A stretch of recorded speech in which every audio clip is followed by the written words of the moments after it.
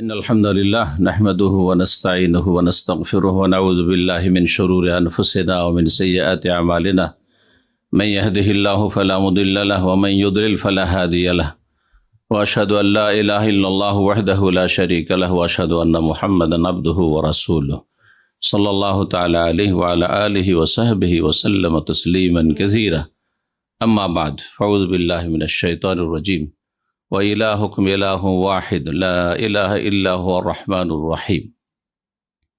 সম্মানিত বাংলা ভাষাভাষী ইউকের প্রবাসী বা বসবাসকারী আমাদের ভাতৃমণ্ডলী, পর্দার আড়ালের মা এবং বোনেরা, আল্লাহ রাব্বুল আলামিনের প্রশংসা এবং প্রিয় রাসূল সাল্লাল্লাহু আলাইহি ওয়াসাল্লামের উপর সালাত ও সালামের পর আপনাদের শুকরিয়া আদায় করি যে আপনারা এখানে বিভিন্ন অঞ্চল থেকে কষ্ট করে দিনের কথা শোনার জন্য এবং দিনের জ্ঞান অর্জন করার জন্য, নিজের ফরজ দায়িত্ব পালন করার জন্য এবং দাওয়ার কাজে সহযোগিতার উদ্দেশ্যে যে হাজির হয়েছেন, আল্লাহ যেন আপনাদেরকে জাযায়ে খায়ের দান করেন। বারাকাল্লাহু ফিকুম।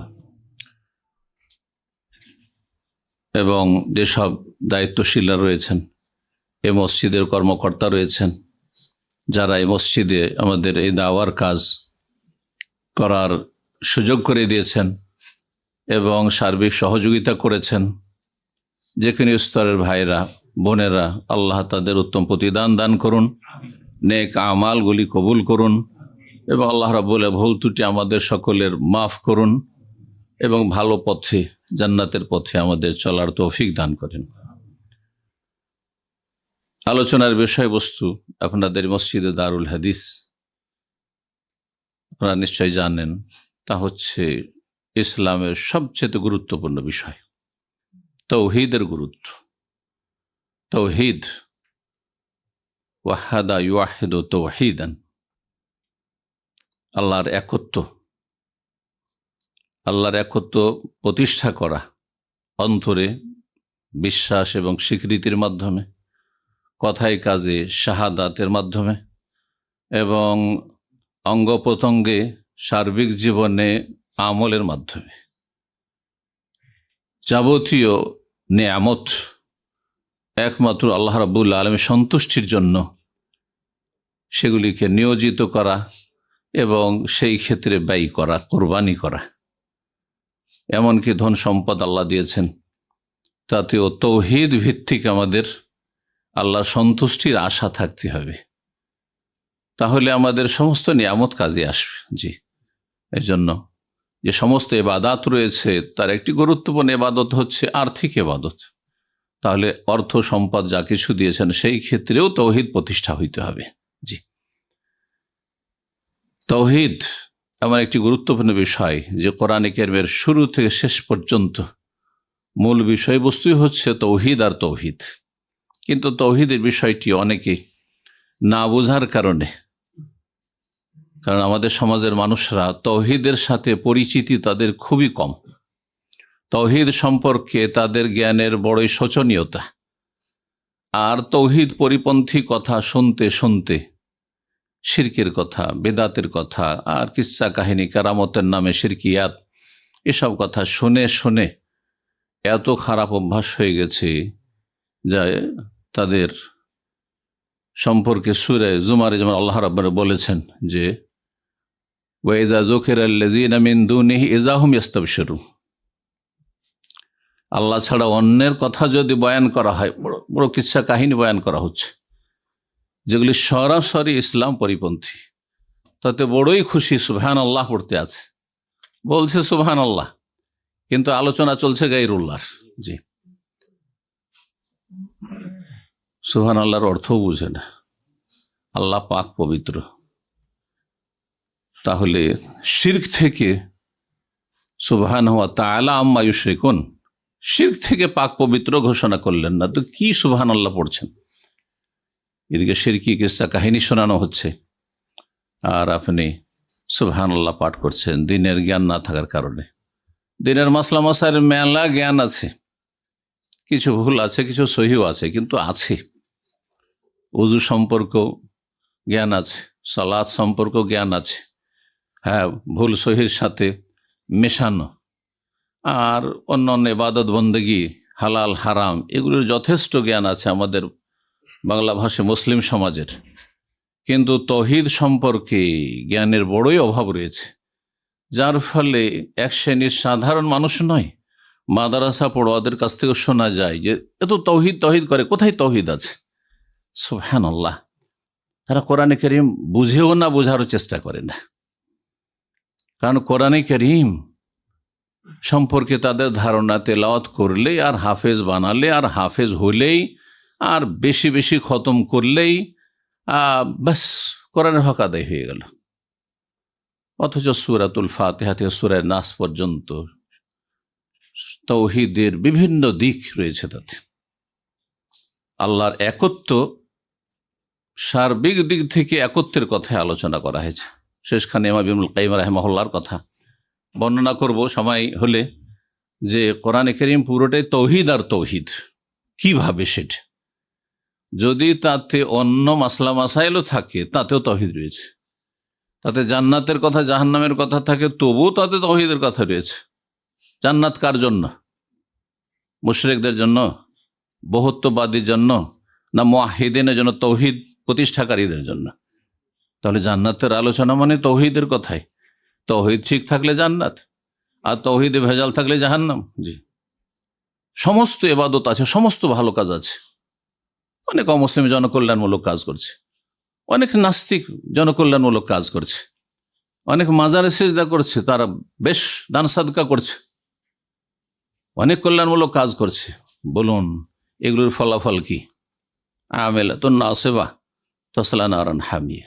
আমলও করেছে, কিছু মানুষ এমন হবে হাসরের মাঠে নাসিবা, বড়ই পরিশ্রম করেছে, কঠোর মেহনত পরিশ্রম করেছে, কিন্তু শেষ পরিণাম তাসলা নারান হামি, উত্তপ্ত জ্বলন্ত আগুনে প্রবেশ করতে হবে। মেহনত করবে কিন্তু মেহনত ভ্রান্ত পথে। দাল্লা সাইয়ুহুম ফিল হায়াতিদ দুনিয়া, অনেক মেহনত করেছে, অনেক কারে খায়ের করেছে, কিন্তু ভুল পথে সে আমলগুলি হয়েছে। আল্লাহর তৌহিদ একত্ব ভিত্তিক হয়নি, শিরক মেশানো আমল হয়েছে। আমল করেছে কিন্তু আল্লাহও দিতে পারেন আর অলি আউলিয়াও দিতে পারে। হ্যাঁ, গোস কুতুব আবদাল, তাদের অসাধারণ ক্ষমতা রয়েছে। তারা মরেন আল্লাহ আল হাইয়ুল কাইয়ুম আর হায়াতুন নবী। হায়াতুন নবী মানে কি? নবীর হায়াত আছে, হ্যাঁ, তারপর অলি আউলিয়াদের হ্যাঁ মরণ হয় না, পর্দার আড়ালে চলে যায়। এগুলি হচ্ছে সুফিবাদ। পুরোপুরি তৌহিদ আল হাই, আপনি আল্লাহর নাম আল হাই, আয়াতুল কুরসি এমন কোন বাংলা ভাষী নাই যে মুখস্থ নেই, তাই না? আল্লাহু লা ইলাহা ইল্লা হুয়াল হাইয়ুল কাইয়ুম। আপনি মানুষকে আমার মতো, আপনার মতো মানুষকে, হ্যাঁ, আপনি অতি ভক্তি করতে গিয়ে আপনি অজ্ঞতার কারণে আপনি আল্লাহর গুণগুলি দিয়ে দিলেন। যতই ভালো আমল করেন না কেন, কোনো কাজে আসবে না। সুতরাং তৌহিদের বিষয়টি জীবনের শুরু থেকে শেষ পর্যন্ত সব সময় ধরে রাখতে হবে। তৌহিদ সম্পর্কে আলোচনা করার জন্য আমি কোরআন কারীমের যে আয়াতটি পাঠ করেছি, ওয়া ইলাহুকুম ইলাহু ওয়াহিদ, তৌহিদের কথা কোরআনে আছে কি না এটাই বলতে চাইছি। প্রথম, তোমাদের এলাহ মানে মাবুদ, আলাহা ইয়া আল্লাহ মানে আবাদা ইয়াবুদ, এলাহুন মালুহুন এই মাবুদুন। তোমাদের এলাহ মানে মাবুদ, এলাহ মানে শুধু সৃষ্টিকর্তা নয়, এলাহ মানে পালন কর্তা নয়, রব খালিক, আল্লাহর অন্য অন্য গুণবাচক নাম রয়েছে, কিন্তু এলাহ মানে হচ্ছে মাবুদ। আর যারা বহুত্ববাদী মুশরিক যুগে যুগে নূহ আলাইহিস সালামের জামানা থেকে আজ পর্যন্ত কিয়ামত পর্যন্ত যত মুশরিক এসেছে আর আছে আর আসবে, সবার সাথে এ তৌহিদুল ইবাদাহ, তৌহিদুল উলুহিয়া নিয়ে দ্বন্দ্ব। আপনারা সাধারণ মানুষও জানেন যে আমাদের সমাজের হিন্দুরাও ওপরওয়ালা বলে। ওপরওয়ালা কাকে বলে? তার দেবদেবীকে বলে, আল্লাহকে বলে। সে আল্লাহর নাম বলুক আর নাই বলুক, আল্লাহ কি বলে? তাহলে তো ওপরওয়ালাকে মানে, সৃষ্টিকর্তা তো দেবদেবীকে মনে করেন না, তাই না? সর্বশক্তিমান তারা ওপরওয়ালাকে মনে করে। তাহলে তৌহিদ ও রুবুবিয়্যাত তাদের আছে, কিন্তু যেটা নেই সেটা হচ্ছে তৌহিদুল উলুহিয়া, তৌহিদুল ইবাদা, যেটি নিয়ে মানব জাতির মাঝে দ্বন্দ্ব, আদম সন্তানের মাঝে দ্বন্দ্ব, ইখতিলাফ শুরু হয়েছে। আর যার ভিত্তিতেই মুসলিম এবং কাফির, এক আদমের সন্তান দুই ভাগে বিভক্ত হয়েছে। আর যার ভিত্তিতে জান্নাত এবং জাহান্নাম তৈরি হয়েছে। জান্নাত হচ্ছে আহলুত তৌহিদের জন্য এবং জাহান্নাম হচ্ছে আহলুল কুফর, আহলুশ শিরকের জন্য। তো আল্লাহ রাব্বুল আলামিন বলছেন, ওয়া ইলাহুকুম ইলাহু ওয়াহিদ, তোমাদের ইলাহ, তোমাদের মাবুদ হচ্ছেন এক মাবুদ। এই আয়াতটি কোরআনে কারিমে এইভাবেই একটু পার্থক্যের সাথে ইলাহুন ওয়াহিদ এভাবে 11 জায়গায় হচ্ছে এই শব্দ দিয়ে। ওয়াহিদ মানে কি? এক। তৌহিদ মানে একত্ব। তো ওয়াহিদ শব্দ থেকে তো তৌহিদ, তৌহিদ ওয়াও হা দাল রয়েছে, আর ওয়াহিদ ওয়াও হা দাল রয়েছে, মাদ্দা ধাতু একই। তাহলে কোরআনে তৌহিদ নেই? সূরা ইখলাস কার মুখস্থ নেই বলুন তো দেখি? কুল হু আল্লাহু আহাদ, আহাদ আর ওয়াহিদ। আহাদ মানে কি? একক। সাধারণ মানুষ হয়তো জানছেন এই তর্জমা। তাহলে যিনি একক, তার একত্ব মেনে নেওয়া, বিশ্বাস করা, অন্তর থেকে স্বীকৃতি দেওয়া, জবানে শাহাদাত দেওয়া আর কাজে পরিণত করা, এই তো তাওহীদ। এর নামে তো তাওহীদ। লা ইলাহা ইল্লাহু, আরো তাকিদ আল্লাহ করছেন, তোমাদের ইলাহ হচ্ছেন এক ইলাহ, এক মাবুদ। লা ইলাহা ইল্লাহু, তিনি ছাড়া কোন সত্য মাবুদ নেই। কেন সত্য মাবুদ লাগানো হচ্ছে? এই জন্য যে বাতিল মাবুদ আছে, হ্যাঁ, মিথ্যা মাবুদ আছে, মানে মাবুদ মানে পূজনীয়, উপাস্য। তো মিথ্যা উপাস্য আছে, যারা উপাস্য নয়, মাবুদ নয়, কিন্তু তাদেরকে মাবুদ বানিয়ে বসে আছে অধিকাংশ মানব জাতি। কারো মধ্যে তৃত্ববাদ, কারো মধ্যে বহুত্ববাদ, হ্যাঁ, কেউ 33 কোটি দেবতার পূজা করে, হ্যাঁ, আর কেউ যত কল্লা তত আল্লাহ। জানেন তো? জানেন তো না জানেন না? আপনাদের সমাজে অনেক লোকে পাবেন, হ্যাঁ, আল্লাহ কোথায়? হ্যাঁ, সর্বত্র বিরাজমান আর সব কিছুতে বিরাজমান। আচ্ছা, এটা একটা উত্তর, ভ্রান্ত উত্তর, কুফরি উত্তর, শিরকি উত্তর। আর একটি উত্তর হচ্ছে আল্লাহ কলবে কলবে আল্লাহ। বলে না?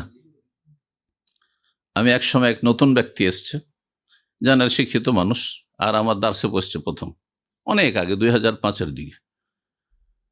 সেটাকে একটু মাশাআল্লাহ দাড়িওয়ালা দেখে, যুবক দেখে জিজ্ঞাসা করছি যে আল্লাহ কোথায়? তো বাংলায় উত্তর না দিয়ে আমাকে বলছে কলুবুল মোমেন আরশুর রহমান। কলুবুল মোমেন আরশুর রহমান। তাহলে ওস্তাদরা, একজন জানাল শিক্ষিত, সেও মোল্লাদের কাছ থেকে শিখেছে। এই আরবি সে স্কুল কলেজের প্রফেসর থেকে শিখেনি, এ মাদ্রাসা পড়া বিদাতি হুজুর থেকে শিখেছে। কলুবুল মোমেন আরশ, মোমেনের কলব হচ্ছে রহমানের আরশ, আল্লাহর আরশ 7 আসমানের ওপর।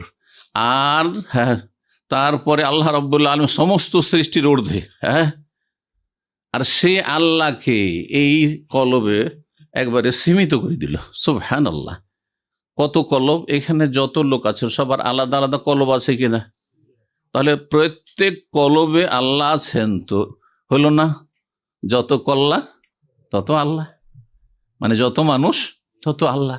এটাই তো বহুত্ববাদ, এটাই তো শিরক, এটাই তো কুফর। আমি শুধু কোরআন হাদিসের আয়াত বলতে চাইছি না, বাস্তবতাকে তুলে ধরতে চাইছি যে আমরা যে ইসলাম পেয়েছি, হ্যাঁ, আমাদের সমাজে, আমাদের পরিবারে, আমাদের এই যে ভুল শিক্ষা যেখানে হচ্ছে, যেসব মাদ্রাসা, ইসলামী প্রতিষ্ঠান কথিত ইসলাম প্রতিষ্ঠানে, সেই সব জায়গার শিক্ষা কিন্তু এটি। এই ভ্রান্ত শিক্ষা নিয়ে বড় হয়েছেন, তো এই শিক্ষার উপরই যদি থেকে যান আর ইসলাম যদি চর্চা না করেন, আর যেইভাবে ইসলাম নাজিল হয়েছে সে বুঝার যদি চেষ্টা না করেন, যেভাবে রাসূলুল্লাহ সাল্লাল্লাহু আলাইহি ওয়াসাল্লাম দ্বীন ইসলামের কথা পৌঁছে দিয়েছেন সেইভাবে যদি ইসলামকে আপনি স্টাডি না করেন, এবং রাসূলুল্লাহ সাহাবায়ে কেরামকে যে ইসলামের উপর ছেড়ে গেছেন সেই ইসলাম যদি হাসিল না করতে পারেন, আর ওই আপনার প্রচলিত ইসলামের ওপর থেকে যান, তাহলে আপনার আমার কি মুক্তি হবে? কখনো মুক্তি হবে না। কারণ এগুলি হচ্ছে আমাদের দেশীয় ইসলাম। নামাজে ত্রুটি নেই, তাহাজ্জুদ আছে, চাঁদ আছে, ফরজ নফল সবকিছু আছে। কোনোদিন সাধারণ সুন্নত রাতে বাও ছাড়ে না, এমনকি সুন্নতের ওপর অতিরিক্ত সুন্নত পড়ে, কিন্তু মনে করে যে কলবে আল্লাহ আছে, কলবে আল্লাহ আছে। এ সমস্ত শিরক, এগুলি তৌহিদকে ধ্বংস করে দেয়। যেমন উযু নষ্ট হয় জানেন, কিন্তু তৌহিদ নষ্ট হয় এটা শেখানো হয়নি। উযু নষ্ট হয় সাধারণ মানুষও জানেন, যে উযু করেছি আর বায়ু নির্গত হয়ে গেল, তাহলে আমার উযু গেল, নামাজ পড়ে আল্লাহ নেই। তেমনি আমি লা ইলাহা ইল্লাল্লাহ পড়েছি অথবা জন্মসূত্রে পেয়েছি, বাপ মা মুসলিম তাই লা ইলাহা ইল্লাল্লাহর জন্মসূত্রে পেয়েছি, কিন্তু আমি বলছি আল্লাহ সর্বত্র বিরাজমান, আল্লাহ সব কিছুতে বিরাজমান, আল্লাহ মমিনের কলবে কলবে, আর মমিনের কলব হচ্ছে রহমানের আরশ। হ্যাঁ, আল্লাহ সব কিছুতে মিশে আছেন, সর্বত্র বিরাজমান, কি মানে কি সব জায়গায় আছে আল্লাহ, এখানেও আছেন, নিচেও আছেন, সব জায়গায় আছেন, তাই না? হ্যাঁ, আপনার আমার দেহের ভিতরে আছেন, বাইরেও আছেন। কি অর্থ হায়ের? এটি তো হিন্দু ধর্ম। জি জি, যে আল্লাহ এবং সৃষ্টি ভগবান সব এক, এই জন্য হিন্দুদের কাছে সবকিছু পূজনীয়, যা চোখের সামনে দেখে সবকিছুরই পূজা হয় সেখানে। আল্লাহ যেন বুঝার তৌফিক দান করেন। বলছিলাম এই তৌহিদের কথা, যে তৌহিদের কথা কোরআনে কারিমে আছে, রাসূলুল্লাহ সাল্লাল্লাহু আলাইহি ওয়াসাল্লাম হাদিসে আছে তৌহিদ। হ্যাঁ আছে। নবী করিম সাল্লাল্লাহু আলাইহি ওয়াসাল্লাম মুআয ইবনে জাবাল রাদিয়াল্লাহু তাআলা আনহুকে যখন ইয়ামানে পাঠালেন, যখন ইসলাম চারিদিকে প্রচার প্রসার হইল, তখন বিভিন্ন দিকে মদিনা থেকে গভর্নর, দায়িত্বশীল এবং মুফতি, ওলামা, সাহাবায়ে কেরামদের মধ্যে কাজী, বিচারক প্রেরণ করলেন। মুআয ইবনে জাবাল রাদিয়াল্লাহু তাআলা আনহুকে প্রেরণ করলেন ইয়ামান দেশে, দক্ষিণ অঞ্চলে আরবের, আর তাকে নসিহত করলেন, উপদেশ দিয়ে, ইন্নাকা তাতি কওমান মিন আহলিল কিতাব, সহিহ বুখারীর হাদিস, তুমি আহলে কিতাবদের এলাকায় যাচ্ছ।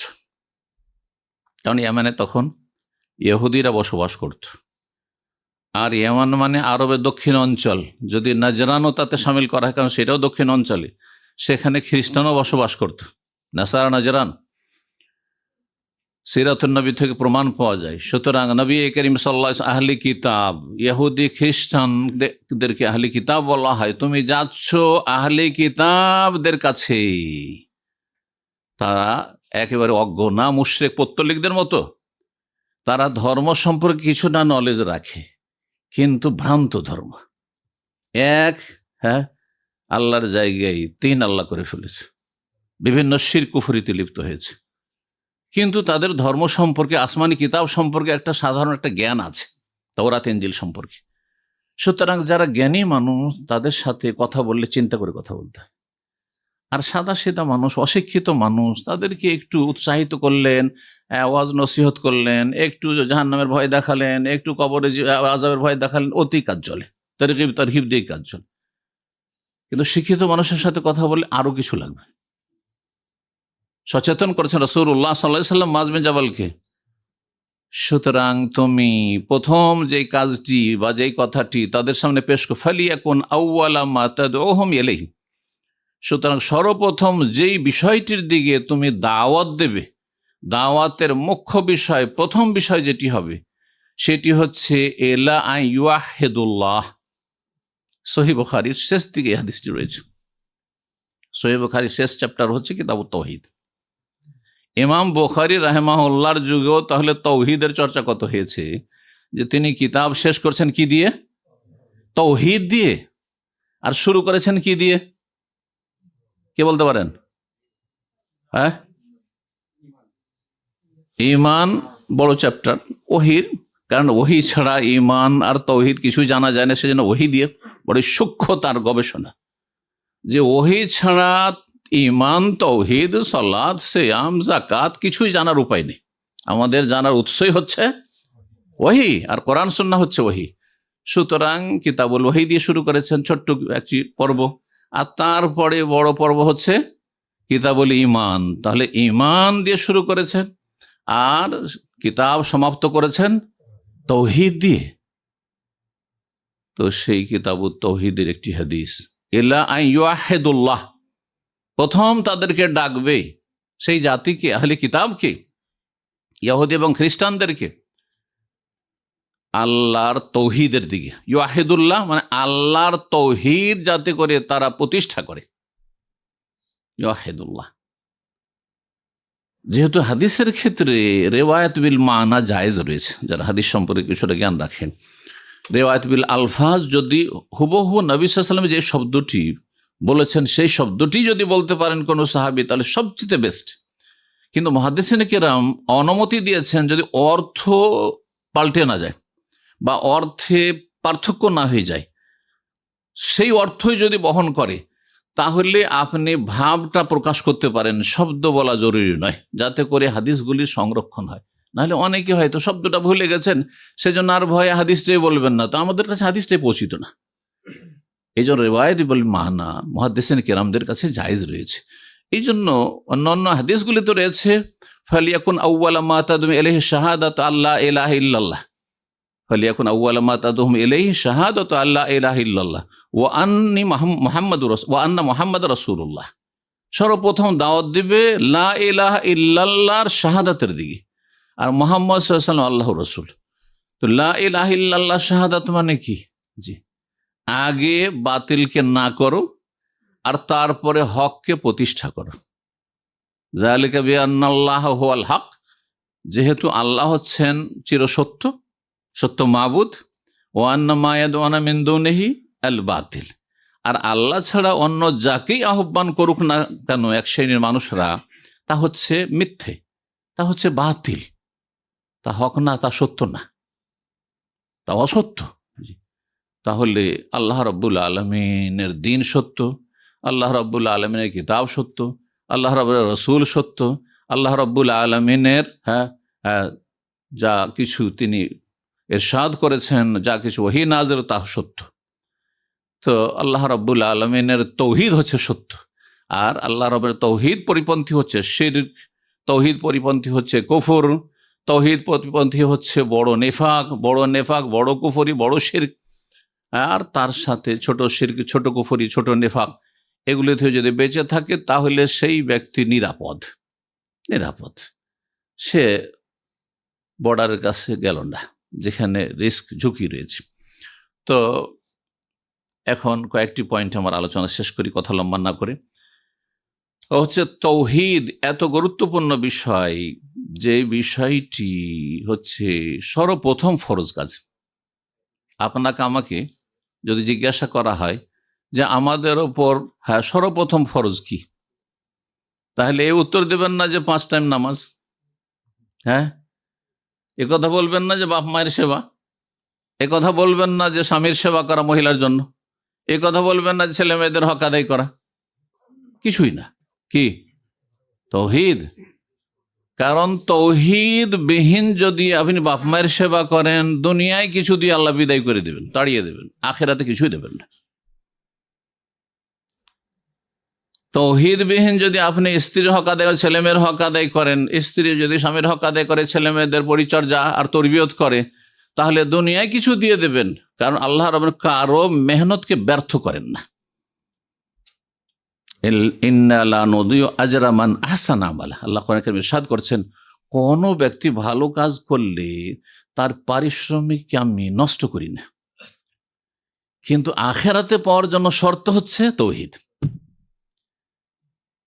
আর তৌহিদ যেহেতু নেই, ভালো কিছু কাজ করেছে, সুতরাং দুনিয়ায় দিয়ে বিদায়, এই ফর্মুলা মনে রাখবেন। সুতরাং অমুসলিমরা যেসব ভালো কাজ করছে অথবা মুসলিম সমাজে যেসব শিরকি কুফরি বা নাস্তিকতা নিয়ে কিছু জনকল্যাণমূলক কাজ করছে, ভালো নেক কাজ করছে, মানুষের উপকার করছে, মানুষকে উদ্ধার করছে, ইত্যাদি ইত্যাদি সাহায্য সহযোগিতা করছে, তাদেরকে দুনিয়া আল্লাহ দিয়ে দিয়েছেন।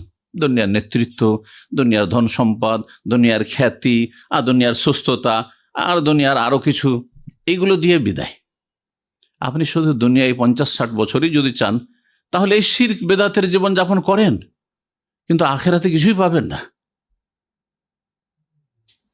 আখেরাতে যদি পেতে হয় তাহলে তৌহিদ আপনার বহাল থাকতে হবে। দেখেন, তৌহিদের আরেকটি গুরুত্বপূর্ণ দিক যে 5 ওয়াক্ত সালাত ফরজ, তাই না? দিনে রাতে 24 ঘন্টায় 5 টাইম সালাত ফরজ, বাকি টাইম ফরজ না। কিন্তু ফায়দা কজিয়াতুস সালাতু ফান্তাশিরু ফিল আরদ, নামাজ শেষ হয়ে গেছে, সালাত শেষ হয়ে যায়, মসজিদে বেরিয়ে গিয়ে দুনিয়ার কাজ করেন, আল্লাহ রুজি তলাশ করেন। কিন্তু ওখানে গিয়ে আল্লাহকে ভুলে গিয়ে পাপে ডুবে যায় না। ওয়াজকুরুল্লাহ কাসীরা, আল্লাহকে স্মরণ করতে থাকবে। তাহলে সেখানে কর্মক্ষেত্রে গিয়ে রুজি রোজগার করতে গিয়ে দুনিয়ার কাজে গিয়ে আবার সেখানে পাপ হবে না। পাপ মুক্ত জীবনযাপন সব জায়গায় করতে হবে। তো বলছিলাম যে 5 ওয়াক্ত সালাত দিনে 5 বার, রমজান মাসের সিয়াম বছরে 1 মাস, জাকাতের যে সিস্টেম রয়েছে, যদি টাকা পয়সা ধন সম্পদ যেগুলো আপনার এর স্বর্ণ চাঁদি ইত্যাদি, তাহলে বাৎসরিক। আর যদি ওই খাবার দাবার খাদ্যদ্রব্য হয় তাহলে অসুর, যখন যখন ফসল উঠবে, তাই না? তাহলে সব সময় নয়। কিন্তু তৌহিদ সম্পর্কে কোনোদিন চিন্তা করেছেন? লা ইলাহা ইল্লাল্লাহ যদি 1 মুহূর্তের জন্য, 1 সেকেন্ডের জন্য তৌহিদ শূন্য হয়ে যায় আপনার অন্তর, তাহলে সেই সময়টা আপনার নাম কি? মুশরিক, তাই না? তৌহিদ নেই মানে আপনি সেই সময় মুশরিক। ওই সময় মালাকুল মউত চলে আসলো। এই 1 মুহূর্তে, 1 সেকেন্ডের জন্য যখন আপনি তৌহিদ সম্পর্কে সন্দিহান, অথবা তৌহিদ অবিশ্বাসী, অথবা তৌহিদের জায়গায় শিরকি আকীদা আপনার 1 সেকেন্ডের জন্য শুধু চলে আসলো যে আল্লাহর ওলিরাও হতে পারে, দিতে পারে, আল্লাহ না করে। তো এইরকম যদি 1 মুহূর্তের জন্য তৌহিদকে ছেড়ে দেন, তাহলে আপনি সেই সময়টাই মুশরিক হয়ে গেলেন। যদি ফিরে আসা নসিব না হয়, যদি আপনি তওবা করে ফিরে না আসতে পারেন, এই অবস্থায় মারা যান, তাহলে আপনি শুধু জাহান্নামী না স্থায়ী জাহান্নামী? স্থায়ী জাহান্নামী। কারণ শিরক নিয়ে আল্লাহর সামনে হাজির হলে সমস্ত আমল দুনিয়ার ধ্বংস হয়ে যাবে, আখেরাতে কিছুই পাবেন না। রব্বুল আলামিন কোরআনে কারিমে 2টি আয়াতে এই কথা বলেছেন, সূরা জুমার এবং সূরা আনআমে। আশা করি বুঝতে পারছেন, তাই না? তাহলে কত গুরুত্বপূর্ণ তৌহিদের বিষয়টি, যে সব সময় যতক্ষণ আপনি জেগে আছেন, যতক্ষণ আপনি হুঁশে আছেন, বেহুশ হননি আর ঘুমন্ত না, যে এখন আপনি এখন ঘুমিয়ে আছেন সুতরাং কলম উঠিয়ে নেওয়া হয়েছে, এরকম নয়। জেগে আছেন, জাগ্রত আছেন, আর আবার আপনার বিবেক ঠিক আছে, তাহলে সব সময় আপনার অন্তরে তৌহিদ প্রতিষ্ঠিত থাকতে হবে এবং তৌহিদ মোতাবেক আপনার জীবনযাপন হইতে হবে। তৌহিদের কথা বলছিলাম যে তৌহিদ হচ্ছে সর্বপ্রথম ফরজ কাজ। দ্বিতীয় যে কথাটি বলবো সেটি হচ্ছে তৌহিদ হচ্ছে সবচেয়ে বড় ফরজ কাজ। প্রথম ফরজ শুনলেন, আর সবচেয়ে বড় ফরজ। আপনাকে যদি জিজ্ঞাসা করা হয় যে আপনার জীবনে সবচেয়ে বড় কাজ কি, দুনিয়ার কথা বলবেন, কিন্তু আপনারা তো আলহামদুলিল্লাহ দিনদার মানুষ, বলবেন না যে নামাজ, বলবেন না যে রোজা, বলবেন না হজ, যাকাত অথবা আর কিছু। আমার জীবনে, আপনার জীবনে, প্রতিটি মুসলিমের জীবনে যদি জান্নাত পেতে হয়, তাহলে সবচেয়ে বড় কাজ হচ্ছে তাওহীদ। সবচেয়ে বড় কাজ তাওহীদ। কারণ তাওহীদ ভিত্তিক সমস্ত ইবাদত যদি হয় তাহলে সেগুলি কবুল হবে। যদি ইবাদতের পরিমাণ কমও হয় তবু কবুল হবে, কারণ কোয়ালিটি ঠিক আছে। আর যদি তাওহীদ ছাড়া ইবাদতের আপনার পাহাড় পর্বতমালা হয়ে যায়, কোনো কিছুই কাজে আসবে না। তো এই দুটি কথা বললাম, তাওহীদ সর্বপ্রথম ফরজ কাজ, আর তাওহীদ হচ্ছে সবচেয়ে বড় ফরজ কাজ।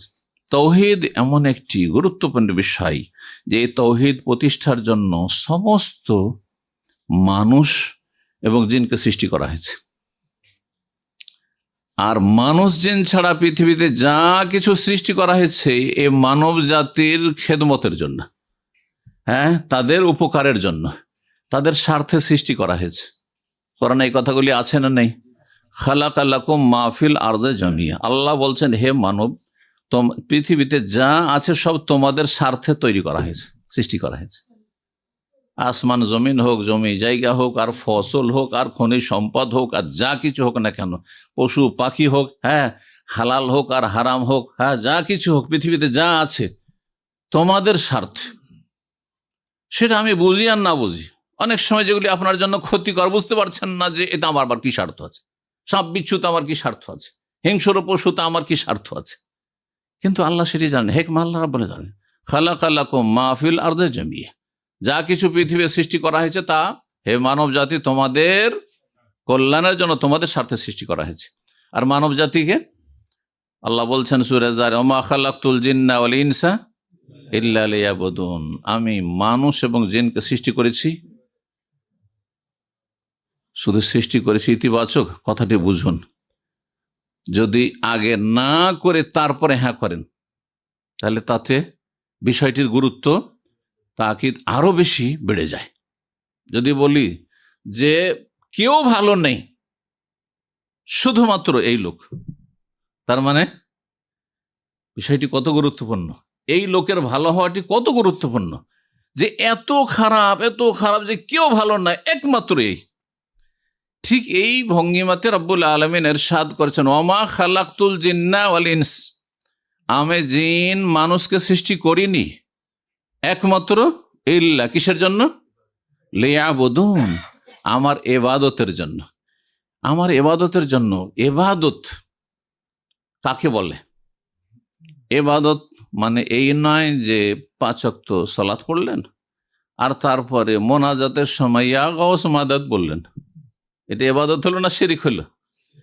শিরকের সংমিশ্রণ হয়ে গেল, তাহলে সেটি আর ইবাদত থাকলো না। যেই ব্যক্তি সালাত পড়ে আল্লাহর জন্য, নামাজ পড়ে কার জন্য? নামাজের সেজদা আল্লাহকে করে, আর মাজারের সেজদা ওই বাবাকে করে, বুঝছেন না? যখন হালকা মুসিবত থাকে তখন আল্লাহর কাছে দোয়া করে, আর যত বেশি মুসিবত বেড়ে যায়, বিপদ আপদ বেড়ে যায়, তত বেশি গিয়ে মাজারে ধর্ণা দেয়, সেখানে গেলে রোগ ভালো হবে, বালা মুসিবত দূর হবে। প্রথম দিকে আল্লাহর কাছেই সন্তান চাই বিবাহ করার পরে, হ্যাঁ, যে আল্লাহ দেবেন, রব্বানা হাবলানা মিন আজওয়াজিনা রব্বি হাবলি মিনাস সালিহিন পড়ে, হ্যাঁ, যারা শিরকি আকীদা তারাও পড়ে, প্রথম দিকে পড়ে। কিন্তু দেখা গেল 10 বছর হয়ে যাচ্ছে বিবাহ শাদী, 15 বছর হয়ে যাচ্ছে, ছেলে মেয়ে হচ্ছে না, তখন কি করে? মাজারে চলে যায়, যে এখন আল্লাহ দিলেন না বা দিতে পারবেন না, কে দিতে পারবে? আল্লাহ যার রূহ কবজ করে নিয়েছেন, হ্যাঁ, আল্লাহ যাকে সৃষ্টি করেছিলেন, কিছুদিনের জন্য দুনিয়া এসেছিল, যে নিজেও কবরে নামতে পারেনি, হ্যাঁ, নিজে গোসল করতে পারেনি, নিজে তার কাফনের কাপড়টা পরতে পারেনি, হ্যাঁ, এতটা ক্ষমতা ছিল না। তার মৃতদেহে যদি মাছিটা বসে, মাছিটা তাড়াবার তার ক্ষমতা ছিল না, সে নাকি দিতে পারবে? নাউযুবিল্লাহ। চিন্তা করুন তো দেখি, যত মুশকিল বেশি হয় তত বেশি গায়রুল্লাহর শরণাপন্ন হয়, আল্লাহ ছাড়া অন্যের কাছে যায়। এটা হচ্ছে মুশরিকদের জঘন্য দিকে কিছু, যেজন শাইখুল ইসলাম আহমদ আব্দুল ওয়াহাব রাহিমাহুল্লাহ তুলনা করেছেন মুসলিম সমাজের যারা শিরককারী তাদেরকে জাহেলি যুগের মক্কার কাফের মুশরিকদের সাথে, এবং তিনি বলেছেন যে মক্কার কাফের, হ্যাঁ, মুশরিকদের শিরক চাইতে জঘন্য শিরক হচ্ছে মুসলিম সমাজের মাজার পূজার শিরক।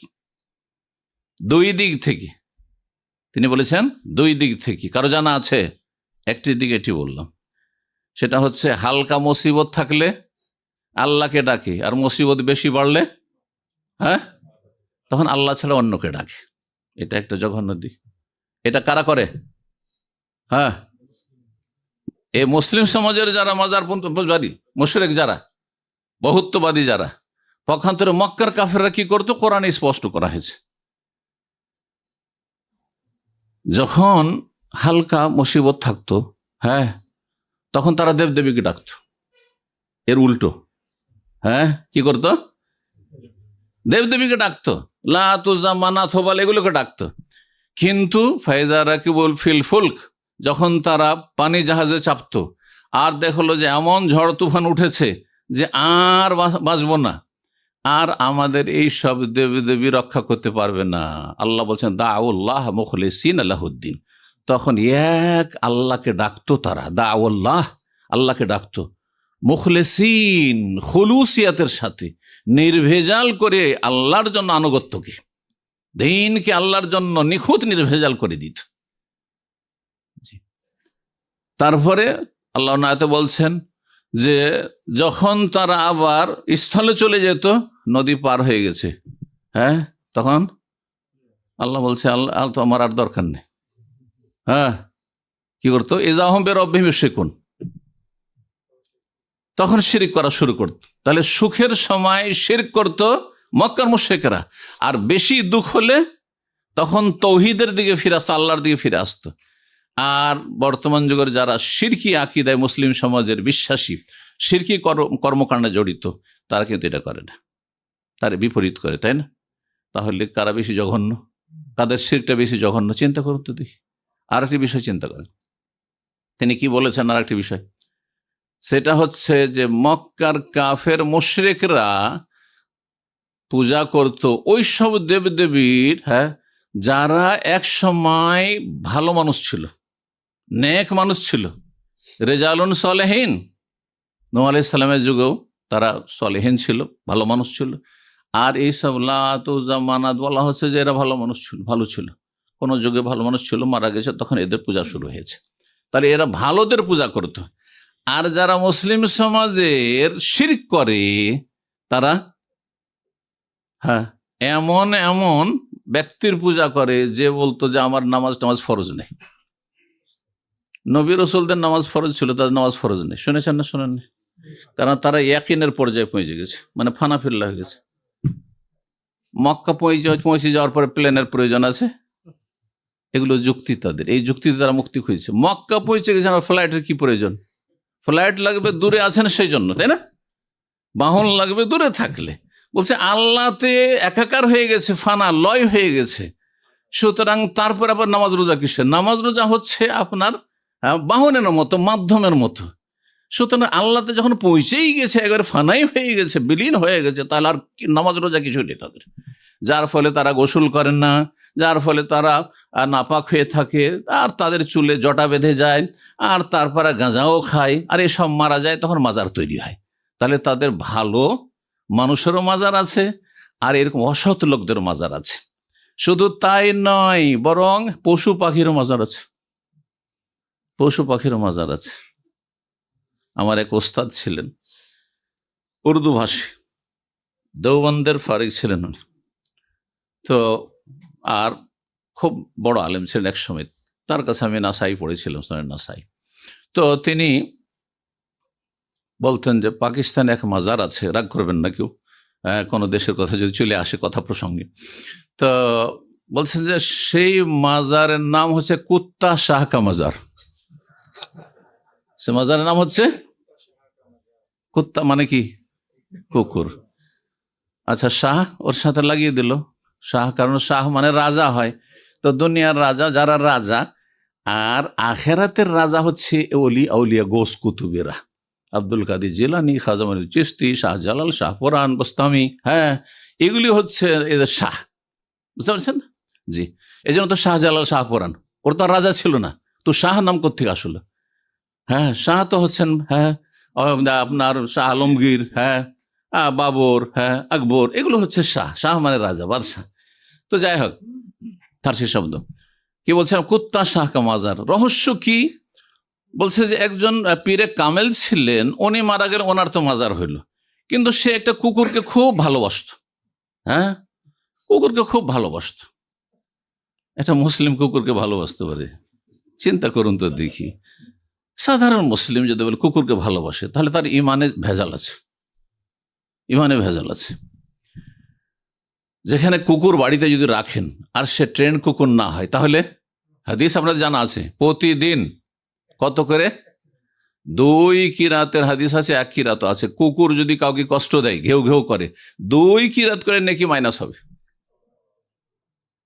আর যদি কুকুর কাউকে কষ্ট না দেয়, অপরিচিত লোক না দেখে, আর তারপরেও পুষছেন আপনি, সেই কষ্টও দিচ্ছে না, পুষছেন আপনি, আর সেই কুকুর প্রশিক্ষণ প্রাপ্ত নয়, এক কিরাত করে নেকি কমবে। তাহলে একজন মুসলিম কি করে কুকুরকে ভালোবাসতে পারে, আপনার কুকুর পুষতে পারে? হ্যাঁ, ইসলাম পরিপন্থী বিষয়টি।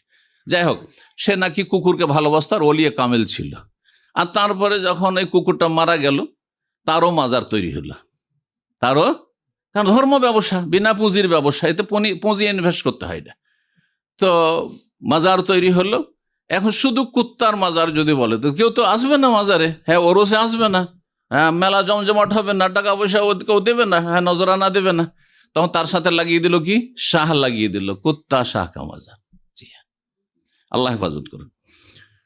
তো আল্লাহ রাব্বুল আলামিন বলছিলাম যে মানুষকে এবং জিনকে তৌহিদ প্রতিষ্ঠার জন্য কি করেছেন, সৃষ্টি করেছেন। লিয়াবুদুন মানে লিওয়াহিদুন, তাফসীরের কিতাবাদিতে রয়েছে লিয়াবুদুন মানে লিওয়াহিদুন, আল্লাহর তৌহিদ ভিত্তিক ইবাদত করার জন্য আল্লাহ সৃষ্টি করেছেন। এই জন্য নয় যে আপনি নামাজের সেজদা আল্লাহকে করলেন আর মাজারে গিয়ে সেজদা করছেন। এই জন্য নয় যে আপনি ফাসাল্লি লিরাব্বিকা ওয়ানহার, রবের জন্য নামাজটা পড়লেন, কিন্তু যখন ওরসে গিয়ে খাসি মোরগ জবাই করছেন, তখন আল্লাহ ছাড়া বাবার সন্তুষ্টি বিধানে করছেন, আপনি সেই সন্তুষ্টির জন্য করছেন। তাহলে তো আপনি ডিভাইড করে দিলেন। অথচ সূরা কাউসারের তফসিরও যদি আপনি সামান্য বুঝতেন, ফাসাল্লি লিরাব্বিকা ওয়ানহার, এর তফসির হচ্ছে ফাসাল্লি লিরাব্বিকা ওয়ানহার লিরাব্বিকা, মানে তুমি রবের জন্য যেমন নামাজ পড়ো, তেমনি রবের জন্য জবাই করতে হবে। শুধু কুরবানির জবাই নয়, যে কোনো জবাই কার জন্য করতে হবে? আল্লাহর নামে বিসমিল্লাহ বলে করতে হবে, বিসমিল্লাহ আল্লাহু আকবার, এবং আল্লাহর সন্তুষ্টির জন্য করতে হবে, অন্যের সান্নিধ্যের জন্য, অন্যের কুরবাত হাসিলের জন্য, কাছাকাছি হওয়ার জন্য জবাই করেন। যে আমি মাজারে জবাই করছি এই জন্য যে বাবা খুশি হয়ে যাবেন, তাহলে আপনি মুশরিক হয়ে পড়লেন, মুশরিক হয়ে গেলেন। তাওহীদ এমন একটি গুরুত্বপূর্ণ বিষয়, যেটি আল্লাহর হক, ন্যায্য অধিকার। আল্লাহর হক যদি কাউকে দিয়ে দেন, তাহলে আপনি সেটাই করলেন। যেমন কোনো নারী যদি স্বামীর হক অন্য কাউকে দিয়ে দেয়, ঠিক না?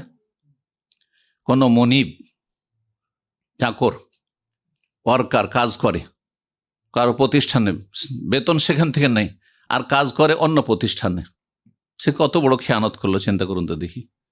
আপনি রবের পক্ষ থেকে হায়াত পেয়েছেন, রব আপনাকে সৃষ্টি করেছেন, রব আপনাকে বড় করেছেন, রব আপনাকে আপনার ভিতরে বাইরে দিগন্তে সমস্ত নিয়ামত আল্লাহ দিয়েছেন, ওমা বিকুম মিন নি'মাতিন ফামিন আল্লাহ, আর আপনি আল্লাহর সমস্ত কিছু ভোগ করে আপনি কি করছেন? আপনার মনিব, আপনার মালিক রবকে বাদ দিয়ে অন্যের সামনে আপনি কি করছেন? ইবাদত বন্দেগী পেশ করছেন। আপনি আল্লাহ রাব্বুল আলামিনের হক একমাত্র হচ্ছে তৌহিদ। আল্লাহর হক যদি তৌহিদ প্রতিষ্ঠা করেন, তাহলে কি পাবেন? এ মর্মে মুআয বিন জাবাল রাদিয়াল্লাহু তাআলা আনহুর হাদিস রয়েছে সহিহ বুখারী মুসলিমে। নবী সাল্লাল্লাহু আলাইহি ওয়াসাল্লাম মুআয বিন জাবালকে নিজের বাহনের পেছনে নিয়েছিলেন, আর জিজ্ঞাসা করলেন, মুআয আতাদরি মা হাক্কুল্লাহি আলাল ইবাদ ওয়া মা হাক্কুল ইবাদি আলাল্লাহ? হাদিস আমরা জানা আছে, তুমি জানো যে আল্লাহর হক বান্দার ওপর কি, আর বান্দার হক আল্লাহর ওপর কি? তখন তিনি যেহেতু সঠিক উত্তর কি হবে জানেন না, বলেন আল্লাহ ওয়া রাসূলুহু আ'লাম, আল্লাহ বেশি জানেন। কারণ হতে পারে যে কোনো নতুন কথা বলবেন নবী সাল্লাল্লাহু আলাইহি ওয়াসাল্লাম, এমন কোন কথা বলেন যেটা হয়তো আমার এমনি অনুমান ভিত্তিক কথা বলা ঠিক হবে না। এই জন্য দিন সম্পর্কে আইডিয়া অনুমান করে কথা বলা জায়েজ নয়। সাহাবী মুআয বিন জাবাল কি জানতেন না যে আল্লাহর ইবাদত করার জন্য সৃষ্টি হয়েছি? তিনি তো বলতে পারতেন অনুমান ভিত্তিক, বললেন না। আল্লাহ ওয়া রাসূলুহু আ'লাম, আল্লাহ এবং তার রাসূল সাল্লাল্লাহু আলাইহি ওয়াসাল্লাম বেশি জানেন। নবী সাল্লাল্লাহু আলাইহি ওয়াসাল্লামের জীবদ্দশায় রাসূলের কথা বলা হইতো। নবী ইন্তেকালের পরে কোন সাহাবী, কোন তাবেঈন, আবু হানিফা, শাফি, মালিক, আহমদ, কোন তাফসীরকার বলেনি আল্লাহ ওয়া রাসূল, আল্লাহ এবং রাসূল বেশি জানেন।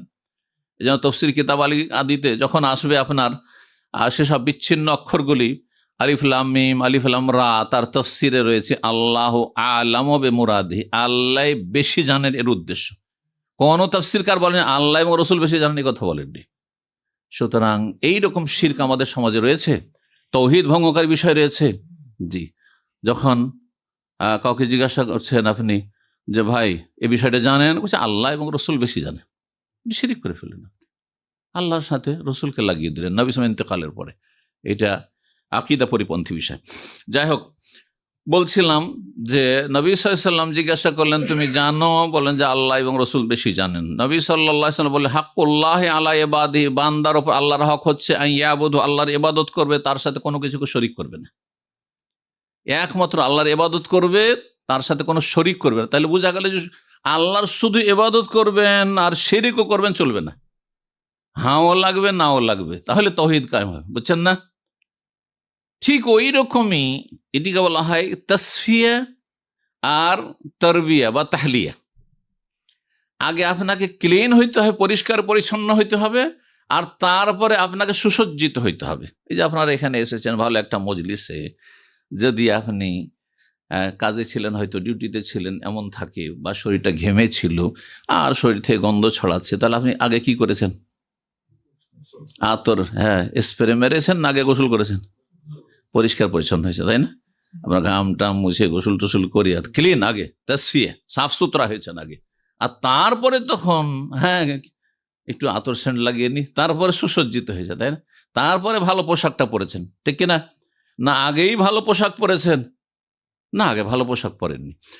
এই জন্য কালেমা তাইয়্যিবাতেই কথাই শেখানো হয়েছে। ইসলামকে বুঝুন ভালো করে, লা ইলাহা, আগে আপনি ক্লিন করুন শিরক থেকে আপনার ব্রেনকে, আপনার কলবকে, আপনার মস্তিষ্ককে।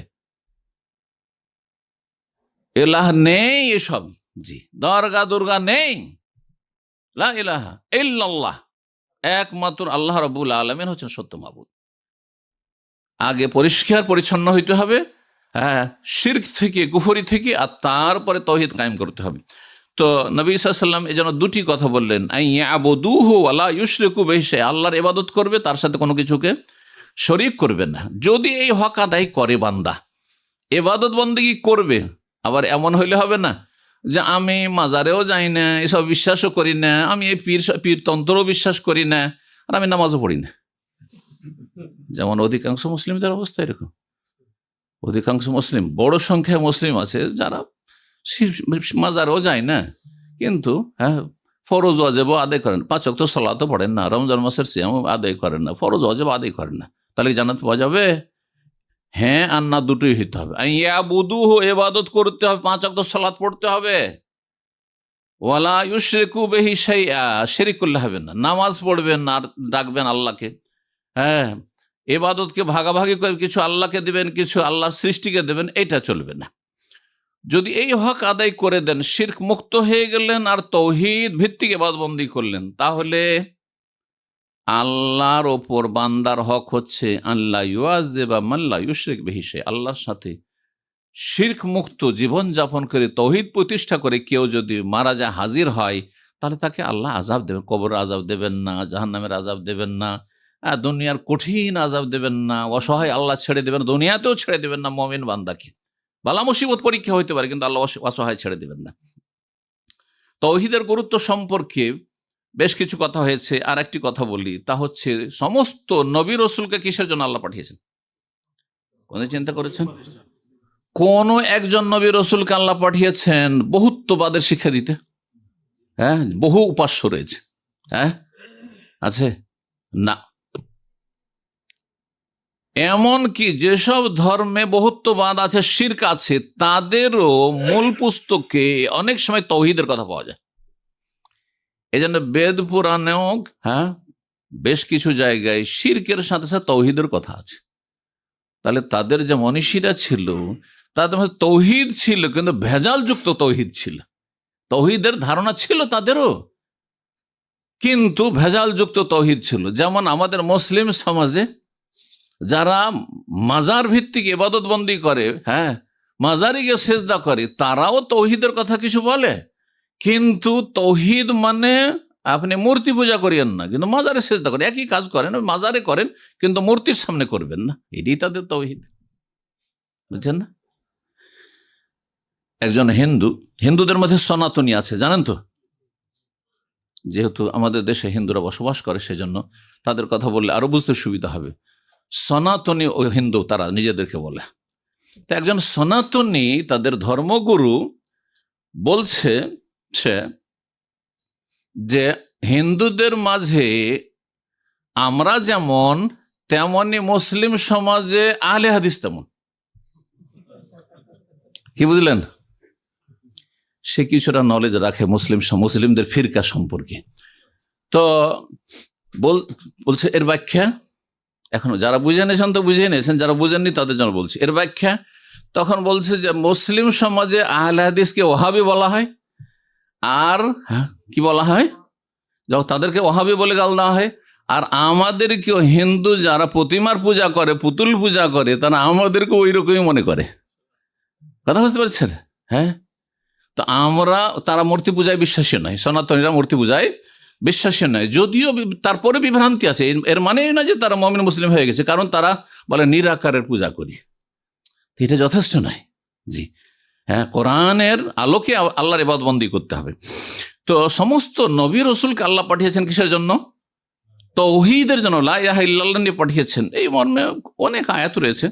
সূরা নাহল আয়াত নম্বর 36 আপনাদেরকে বলি, আল্লাহ রাব্বুল বলছেন ওয়ালাকাদ বাসনা ফি কুল্লি উম্মাতিন রাসূলা আন ইবুদুল্লাহ ওয়াজতানিবুত তাগুত। প্রতিটি উম্মতে, জাতিতে, যুগে যুগে নবী রসুল পাঠিয়েছে এই মর্মে, তাদেরকে এই শিক্ষা দিতে, আন ইবুদুল্লাহ, যে আল্লাহর ইবাদত করো। আর আল্লাহ ছাড়া অন্যকে তাগুত বলা হয় যদি তাদের পূজা করা হয় তাহলে, আর তাতে সন্তুষ্ট থাকে। যদি সন্তুষ্ট না থাকে তাহলে আপনি তাগুতের পূজা করলেন, কিন্তু সে যেহেতু সন্তুষ্ট ছিল না, সেজন্য তাকে আমরা তাগুত বলবো না। অর্থাৎ আল্লাহর নেক বান্দা কোনো সাহাবি, ইমাম আবু হানিফা আল্লাহ না করে তার মাজার বানিয়ে দিল কোনো সময়, আর তার সেজদা করা শুরু করলো, তো আমরা বলবো না যে ইমাম আবু হানিফা তাগুত। কিন্তু আপনার এই কাজ, ইমাম আবু হানিফার কবরে যে আপনি পূজা করছেন, আপনি সেজদা করছেন, এটা হচ্ছে তাগুতি কাজ। এটা হচ্ছে তাগুতি কাজ। আশা করি বুঝতে পারছেন, যাতে করে আমরা আইম্মায়ে কিরাম সম্পর্কে বেয়াদবি না করি, যারা তাওহীদ সুন্নতের শিক্ষা দিয়েছে। ইমাম আবু হানিফা হোক, শাফি হোক, মালিক, ইমাম বুখারী রাহিমাহুল্লাহ ধরেন। ইমাম বুখারী এত বড় মুহাদ্দিস, আমিরুল মুমিনিন ফিল হাদিস, কিন্তু তার যদি কেউ মাজার বানিয়ে সেখানে সিজদা করে, তো ইমাম বুখারী কি তাগুত হয়ে যাবেন? কিন্তু যারা ইমাম বুখারীকে সিজদা করছে তারা তাগুতের পূজা করছে। ভালো করে শুনে রাখেন। জি, কারণ এই শিরকের শিক্ষা কে দিল? সবচেয়ে বড় তাগুত হচ্ছে শয়তান, ইবলিস শয়তান শিখিয়েছে। ইবলিস শয়তান শিখিয়ে, ইমাম বুখারী রাহিমাহুল্লাহ শেখাননি, ইমাম বুখারীর নবী মুহাম্মদ রাসূলুল্লাহ শেখাননি, কোন নবী রসুলও শেখাননি। জি, তো বলছিলাম যে আল্লাহ রাব্বুল আলামিন সমস্ত নবী রসুলকে এই লা ইলাহা ইল্লাল্লাহ তাওহীদ নিয়ে পাঠিয়েছে, তাওহীদের দাওয়াত নিয়ে। সূরা আম্বিয়া আয়াত 25 আল্লাহ ইরশাদ, ওয়ামা আরসালনা মিন ক্বাবলিকা মির রাসূলিন, হে নবী তোমার পূর্বে যত নবী রসুল পাঠিয়েছি, ইল্লা নূহি ইলাইহি, তাদের সকলকে ওহী করেছি, আন্নাহু লা ইলাহা ইল্লা আনা, আমি ছাড়া কেউ সত্য মাবুদ নেই। আল্লাহ বলছে ফাবুদুন, সুতরাং আমারই ইবাদত করো। যে কোনো রসুলকে পাঠিয়েছি তোমার পূর্বে হে নবী, তার প্রত্যেক নবীকে আল্লাহ কি শিখিয়েছে? লা ইলাহা ইল্লা আনা মানে ইল্লাল্লাহ। জি, আশা করি বুঝতে পারছেন। সমস্ত নবী রসুলের দাওয়াত এই ছিল। রাসূলুল্লাহ সাল্লাল্লাহু আলাইহি ওয়াসাল্লামের দাওয়াত তাওহীদের গুরুত্বের একটি দিক। নবী সাল্লাল্লাহু আলাইহি ওয়াসাল্লামের দাওয়াত সম্পর্কে অনেকে ভুল মেসেজ দেয় মানুষকে। যেমন নবী সাল্লাল্লাহু আলাইহি ওয়াসাল্লাম মক্কায় শুধু তাওহীদের দাওয়াত দিয়েছেন, মানে 13 বছর তাওহীদের দাওয়াত দিয়েছেন। এই মেসেজ অনেক বক্তারে দিয়ে থাকে। তার মানে মদিনায় তাহলে তাওহীদ শেখাননি? বলুন, মদিনায় তাওহীদ শেখাননি? ঠিক আছে, মদিনায় অধিকাংশ মাসলা মাসাইল, আহকাম, হালাল হারাম নাজেল হয়েছে, বিধিবিধান। তার মানে এই নয় যে তাওহীদের শিক্ষা তিনি বন্ধ করে দিয়েছেন। এই জন্য নবী সাল্লাল্লাহু আলাইহি ওয়াসাল্লাম 23 বছরে পুরো জীবনটার মূল শিক্ষাই ছিল কি? তাওহীদের শিক্ষা। দলিল হচ্ছে মক্কার জীবনে তো সবাই জানেন যে নবী সাল্লাল্লাহু আলাইহি ওয়াসাল্লাম জাতিকে দাওয়াত দিতেন, ইয়া আইয়ুহান নাস, হে মানব সব, কুলু লা ইলাহা ইল্লাল্লাহ, বলো আল্লাহ ছাড়া কোনো সত্য মাবুদ নেই, তুফলিহু, এতেই তোমাদের সফলতা রয়েছে। শেষ কথা নবী সাল্লাল্লাহু আলাইহি ওয়াসাল্লামের। নবী সাল্লাল্লাহু আলাইহি ওয়াসাল্লাম ইন্তেকালের 5 দিন পূর্বে, নবী সাল্লাল্লাহু আলাইহি ওয়াসাল্লাম ইন্তেকালের 3 দিন পূর্বে, নবী সাল্লাল্লাহু আলাইহি ওয়াসাল্লাম ইন্তেকালের দিনেও সর্বশেষ কথা কি ছিল নবী সাল্লাল্লাহু আলাইহি ওয়াসাল্লামের? লানাতুল্লাহি আলাল ইয়াহুদি ওয়ান নাসারা, ইহুদি খ্রিস্টানদের আল্লাহর অভিশাপ হোক। ইত্তাখাযু কুবুর আম্বিয়াহিম মাসাজিদা, তারা তাদের নবী রসুলদের কবরকে সিজদার স্থানে পরিণত করেছে। মা আয়েশা রাদিয়াল্লাহু তাআলা আনহা বলছেন যে উদ্দেশ্য কি, নবী সাল্লাল্লাহু আলাইহি ওয়াসাল্লামের উদ্দেশ্য কি শুধু ইহুদি নাসারাদের উপর লানত করা? না না, সেটা উদ্দেশ্য নয়। মুসলিমদের মাঝে এই কথা কেন বলছেন? শেষ মুহূর্তে দুনিয়া থেকে বিদায় নিচ্ছেন, মানুষ নিজের স্ত্রীর কথা চিন্তা করে, নিজের ছেলে মেয়েদের কথা চিন্তা করে, নিজের পরিবারের কথা চিন্তা করে, দুনিয়ার কথা, যাদেরকে ছেড়ে যায় তাদের চিন্তা নিয়ে পেরেশান থাকে, হাই কি হবে তাদের। নবী সাল্লাল্লাহু আলাইহি সাল্লামের চিন্তা হচ্ছে তাওহীদ। ইহুদি নাসারাদের উপর লানত হোক কেন? যে তারা নবী রসুলকে তাদের কবর দিয়ে সেজদা করেছে কবরে। তাহলে মাজার পূজা থেকে সতর্ক করেছেন না করেননি? যারা বলছেন যে না মূর্তি পূজা করলে শিরক হয়, মাজারে সেজদা করলে শিরক হয় না, তাদের জন্য এটা হচ্ছে ওষুধ।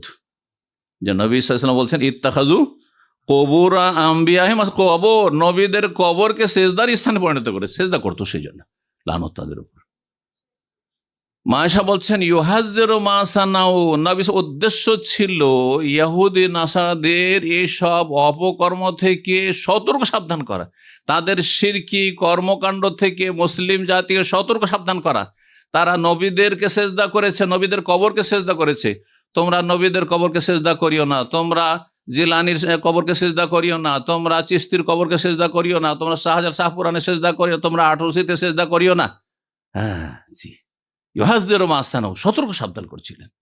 তার নবী সাল্লাল্লাহু আলাইহি ওয়াসাল্লামের শুরু থেকে শেষ পর্যন্ত বলে দিল, শুরুতে এবং শেষ পর্যন্ত নবী করিম সাল্লাল্লাহু আলাইহি ওয়াসাল্লাম যেখানে দেখেছেন তাওহীদে একটু ঘাটতি, মদিনার জীবনে বিয়ের দিনে কিছু নাবালিকা মেয়েরা একটু গীত গাইছে, বিয়েতে গীত গায়, যেমন নাবালিকা হলে কোনো অসুবিধা নেই, আর যদি সাবালিকা হয় তাহলে তাদের সাউন্ড যেন বেগানা পুরুষদের পর্যন্ত না পৌঁছে।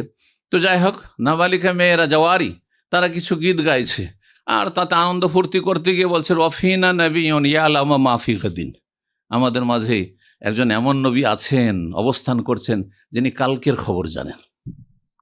বলে ফেলেছে, কচি কাঁচা মেয়েরা জানে না তারা তাওহীদ সম্পর্কে, তারা অতি ভক্তিতেই কথা বলে ফেলেছে। নবী সাল্লাল্লাহু আলাইহি ওয়াসাল্লাম স্বীকৃতি দিলেন, যেমন আমাদের সমাজে অনেক নবী আলমুল গায়ব, নবী হাজির নাজির, বলে না, স্বীকৃতি দিলেন। সাথে সাথে বলছেন দাই হাযিহি, এই যে ইয়ালামু মা ফি গাদিন, এই লাইনটা বাদ দাও, ওয়াকুলি আল্লাতী তাকুলিন, আর আগের যে কথাগুলি বলছিলে সেগুলি বলতে পারো। বুঝছেন না? একজন ব্যক্তি এসে বলছে মাশা আল্লাহ ওয়া শা মুহাম্মদ, আল্লাহ যা চান এবং নবী যা চান। তখন নবী সাল্লাল্লাহু আলাইহি ওয়াসাল্লাম কি বলছেন? সুবহানাল্লাহ, কি করলে তুমি? আজআলতানি লিল্লাহি নিদ্দান, আমাকে আল্লাহ শরীক বানিয়ে দিলে, আল্লাহ সমকক্ষ সমতুল্য বানিয়ে দিলে, আল্লাহর সাথে মিলিয়ে বললে। অথচ সীমিত আকারে প্রত্যেক মানুষের কিছু চাওয়া পাওয়ার ক্ষমতা আছে না নেই? আপনি চাইলে এখন এখান থেকে বেরিয়ে যেতে পারেন না? হ্যাঁ, আপনি চাইলে এখন যে কোনো কিছু যতটা আপনার গায়ে ক্ষমতা করতে পারেন না? আপনি চাইলে আপনি কিছু দান খায়রাত করতে পারেন না? মানুষের উপকার করতে পারেন না? তারপর রাসূলুল্লাহ সাল্লাল্লাহু আলাইহি ওয়াসাল্লাম বললেন যে একক চাওয়ার মালিক যেহেতু আল্লাহ, সেজন্য বললেন কুল মাশা আল্লাহ ওয়াহদা, বলো একা আল্লাহ যা চান তাই পৃথিবীতে হয়, নবীর কথা বলবে না। এ হচ্ছে তাওহীদ এবং তাওহীদের সংরক্ষণ। তো তাওহীদ এমন একটি গুরুত্বপূর্ণ বিষয় যে তাওহীদ ছাড়া কোনো আমল কবুল হয় না। আমল কবুলের কয়টি শর্ত আশা করি জানা আছে? কয়টি? দুইটি শর্ত। এক হচ্ছে এক আল্লাহর জন্য হইতে হবে। যদি একটু ভেজাল থাকে, আমি সবসময় আল্লাহকে ডাকি কিন্তু আমি মাঝে মধ্যে বড় পীরকে ডাকি, মাঝে মধ্যে কখনো ডাকি, আল্লাহ সবকিছু দিতে পারেন কিন্তু আল্লাহর কাছ থেকে বড় পীরের নীতি নিয়ে দিতে পারে, ওলিয়া কামেল নিয়ে দিতে পারে, তাহলে হ্যাঁ আমল শেষ। প্রথম আমল কবুলের শর্ত হচ্ছে আল্লাহর একত্ব, তাওহীদ ভিত্তিক, ইখলাসের সাথে নিখুঁত নির্ভেজাল ইবাদত বন্দেগী, শিরক মুক্ত ইবাদত হইতে হবে, এক আল্লাহর জন্য হইতে হবে। দ্বিতীয় শর্ত হচ্ছে ইত্তেবা, নবীকে ফলো করা, অনুসরণ করা। এইটি আমি সহজ ভাষায়, আজকে 27 বছর আমার দাম্মাম হচ্ছে, আমি প্রথম থেকে সাধারণ মানুষকে যেহেতু শিক্ষা দিতে হয়, সকল স্তরের মানুষরা থাকে, সবাই মোটা মানে সূক্ষ্ম কথা অনেক সময় বুঝবে না, সেই জন্য বলি যে সহজ ভাষায় এক আল্লাহর জন্য ইবাদত করতে হবে, এক রসুলের তরিকা ইবাদত করতে হবে। ইবাদত হবে একমাত্র আল্লাহর, আর তরিকা হবে একমাত্র রসুল্লাহর, ব্যাস। আর কোনো তরিকা না, আমার তরিকা চলবে না। আমার তরিকার পিছনে দলিল না থাকে, আমার কথার এক পয়সা মূল্য নেই, কোনো মূল্য নেই। এটি হচ্ছে ইসলাম। দলিল যদি থাকে তাহলে আপনার কথার মূল্য আছে, যে আপনি আল্লাহর কথা বলেছেন বা রসুলের কথা বলেছেন, সেজন্য সেটি আর আপনার কথা থাকছে না, সেটি স্বয়ং আল্লাহর কথা বা রাসূলুল্লাহ সাল্লাল্লাহু আলাইহি ওয়াসাল্লামের কথা। সুতরাং ইবাদত একমাত্র আল্লাহর জন্য হবে, এটি হচ্ছে তৌহিদ। ইবাদত একমাত্র রাসূলুল্লাহর তরিকায় হবে, এটি হচ্ছে সুন্নাহ। তৌহিদ সুন্নাহ ভিত্তিক ইবাদত হলে কবুল হবে। আর যদি শিরক বিদআতের সংমিশ্রণ থাকে, সেই ইবাদতগুলি প্রত্যাখ্যাত হয়ে যাবে। আল্লাহ রাব্বুল বুঝার তৌফিক দান করেন। কবরে জিজ্ঞাসা করা হবে, কোন জায়গায় কোন দলিল পাবেন যে তুমি আব্দুল কাদের জিলানীকে চেনো কিনা, বড় পীরকে চেনো কিনা? হ্যাঁ, তোমাদের 360 আউলিয়া বলা হয় না, 360 আউলিয়ার দেশ, চেনো কিনা জিজ্ঞাসা করা হবে? কোথাও আছে? কি জিজ্ঞাসা করা হবে? 3টি প্রশ্ন করা হবে। কি সম্পর্কে? হ্যাঁ, আল্লাহ সম্পর্কে, তৌহিদ, রসুল সম্পর্কে, রিসালাত, আর দ্বীন সম্পর্কে। জি, এই 3টি হচ্ছে ইসলামের মূলনীতি। আল্লাহ সম্পর্কে জ্ঞান অর্জন করা সবচেয়ে বড় ফরজ কাজ, কারণ আগে জ্ঞান তারপর আমল, আগে এলেম তারপরে আমল। আল্লাহর দ্বীন সম্পর্কে জ্ঞান অর্জন করা, আল্লাহ রাসূল সাল্লাল্লাহু আলাইহি ওয়াসাল্লাম সম্পর্কে জ্ঞান অর্জন করা। শাইখুল ইসলাম আব্দুল্লাহ রাহিমাহুল্লাহর একটি কিতাব, ছোট্ট পুস্তক, এগুলি তৌহিদের কিন্তু অত্যন্ত গুরুত্বপূর্ণ। আল উসুল সালাসা বা সালাসাতুল উসুল, 3টি মূলনীতি। এই 3টি মূলনীতি সম্পর্কে জিজ্ঞাসা করা হবে। যদি এতে পাশ করে নেন, তার মানে আপনি মুওয়াহহিদ মুসলিম, আপনি আপনার ঈমান ইসলামকে রক্ষা করেছেন, তাহলে আপনার মুক্তি রয়েছে। আল্লাহ বুঝার তৌফিক দান করেন। সর্বশেষ যে বিষয়টি আমি বলতে চেয়েছিলাম, প্রথমে ইমাম ইবনুল কাইয়িম রাহিমাহুল্লাহর কথা। তিনি বলেছেন, আমি শুরুতে বলেছিলাম, কারণ মনে আছে যে কোরআনে কারিমের শুরু থেকে শেষ পর্যন্ত পুরোটাই হচ্ছে তৌহিদ আর তৌহিদ, পুরোটাই হচ্ছে তৌহিদ। অথচ আপনারা জানেন তো কোরআনে কারিমে সালাতের কথা রয়েছে, কোরআনে কারিমে হারামের কথা, সুদের কথা রয়েছে, জুয়ার কথা রয়েছে, মদের কথা রয়েছে, জেনা ব্যভিচার কথা রয়েছে, খুনের কথা রয়েছে, হালাল হারাম সবই রয়েছে, তাই না? জি। কিন্তু কোরআনে কারিমের শুরু থেকে শেষ পর্যন্ত পুরোটাই তৌহিদ আর তৌহিদ। তার কথা মাদারেজুস সালেকিন, তার খুব প্রসিদ্ধ কিতাব রয়েছে, তাতে বলছেন তিনি যে ইন্না কুল্লা আয়াতিন ফিল কোরআনে ফাহিয়া মুতাদাম্মিনাতুন লিত-তাওহীদ। কোরআনে এখানে প্রতিটি আয়াত তৌহিদকে শামিল। শাহিদাতুন বিহি, একটি আয়াত তৌহিদের সাক্ষ্য প্রদান করছে। দাইয়াত, একটি আয়াত তৌহিদের দিকে আহ্বান করছে। ফাইনাল কোরআনা, তারপরে তিনি বিস্তারিত বলছেন, কোরআন ইম্মা খাবরুন আনিল্লাহি ওয়া আসমাই ওয়া সিফাতি ওয়া আফআলি। কোরআনে কারিম হয় আল্লাহর নাম, আল্লাহর সত্তা সম্পর্কে, আল্লাহর নাম সম্পর্কে, আল্লাহর গুণাবলী সম্পর্কে, আল্লাহ রাব্বুল আলামিন কাজ সম্পর্কে বলা হয়েছে, আছে না? আল্লাহ এই করেন, এই করেন, এই করেন, আল্লাহর এই নাম রয়েছে, আল্লাহর এই নাম রয়েছে, আল্লাহর এই গুণ রয়েছে, কোরআনে কারিমে আছে, এগুলি রয়েছে। ফাহুয়া তাওহীদুল ইলমি আল খাবরি, এটি হচ্ছে তাওহীদ ইলমি আল খাবরি। ওয়াইম্মা দাওয়াতুন ইলা ইবাদাতিহি ওয়াহদাহু লা শারীকা, অথবা কোরআনে কারিমে আল্লাহর ইবাদত বন্দেগীর দিকে আহ্বান রয়েছে। এখানে একটি কথা সাথে মনে পড়লো, লাগিয়ে নি। কোরআনে কারিম যারা তাফসীর সহ পড়ছেন কিছুটা, তাদের একটু সজাগ করার জন্য কোরআনে কারিমের শুরুতে সূরা বাকারা শুরু করেন। দেখবেন যে আল্লাহ রাব্বুল আলামিন মানব জাতিকে 3 শ্রেণীতে এখানে ভাগ করে 3 শ্রেণীর কথা বর্ণনা করেছেন। মুমিনুন খালেস, কাফিরুন খালেস, আর তারপরে মুনাফিকিন, আছে না নেই? সূরা বাকারায় আগে মুমিনদের কথা, আল্লাযীনা ইউমিনুনা বিল গায়ব হুদাল লিল মুত্তাকিন, এরা। আর তারপরে ইন্নাল্লাযীনা কাফারু সাওয়াউন আলিম আনজারতুম লাম তুনজিরহুম লা ইউমিনুন, কাফির খালেস, হ্যাঁ মুমিন কাফির। আর ওয়া মিনান নাস মান ইয়াকুলু আমান্না বিল্লাহি ওয়া বিল ইয়াউমিল আখির ওয়া মা হুম বিমুমিনিন, যারা ভিতরে ভিতরে কুফরি আর মুখে বলছে নাশহাদু আন্নাকা রাসূলুল্লাহ। তো যারা এই মুনাফিক ছিল মদিনার, এই 3 শ্রেণীতে ভাগ করেছেন আল্লাহ মানব জাতিকে। আর তারপরে আল্লাহ বলছেন ইয়া আইয়ুহান নাস, হে মানব সকল, এই সকল লোকেরা, যত ক্যাটাগরির মানুষ রয়েছে, অবুদু রাব্বাকুম, তোমাদের রবের ইবাদত বন্দেগী করো, আল্লাযী খালাকাকুম, যিনি সৃষ্টি করেছেন, সৃষ্টি করলেন তিনি, আর সব দিলেন তিনি, আর ইবাদত করবে আর কারো? তো ইমাম ইবনুল কাইয়িম বলছেন যে কোরআনে কারিমে আল্লাহর ইবাদতের দিকে আহ্বান করা হয়েছে, যার কোনো শরীক নেই, লা শারিক ওয়া খালকুল্লি মা ইউবাদু মিন দুনিহি, আল্লাহ ছাড়া অন্যের যে সব পূজা হচ্ছে, উপাসনা হচ্ছে, সেগুলিকে পরিত্যাগ করা, সেগুলিকে বর্জন করার দাওয়াত দেওয়া হয়েছে। শিরক মুক্ত হওয়ার, ফাহুয়া তাওহীদ আল ইরাদি ওয়াত তালাবি ওয়া ইম্মা আমরুন আও নাহিয়ুন আও ইলজামুন বিতাআত ফি নাহি ওয়া আমরিহি, অথবা আল্লাহ আদেশ করেছেন, নিষেধ করেছেন, আর তিনি আদেশ নিষেধের আনুগত্য করতে বলেছেন। ফাহুয়া হুকুকুত তাওহীদ ওয়া মুকাম্মিলাতুহু, তাহলে এগুলি হচ্ছে তৌহিদের হক, আল্লাহর আদেশ পালন করা, আল্লাহর নিষেধাজ্ঞা মেনে চলা এবং আল্লাহ রাব্বুল আলামিনের আনুগত্য করা, এগুলি হচ্ছে তৌহিদের পরিপূর্ণতা, তৌহিদের হক। যে আপনি যখন লা ইলাহা ইল্লাল্লাহ বিশ্বাসী, তাহলে আপনার জীবনে আদেশ চলবে কার? কোনো মানুষের আদেশ চলবে না। মানুষের আদেশ আল্লাহর আদেশের আওতাতে হইতে হবে। হ্যাঁ, আল্লাহ এবং রসুলের আনুগত্য হইতে হবে।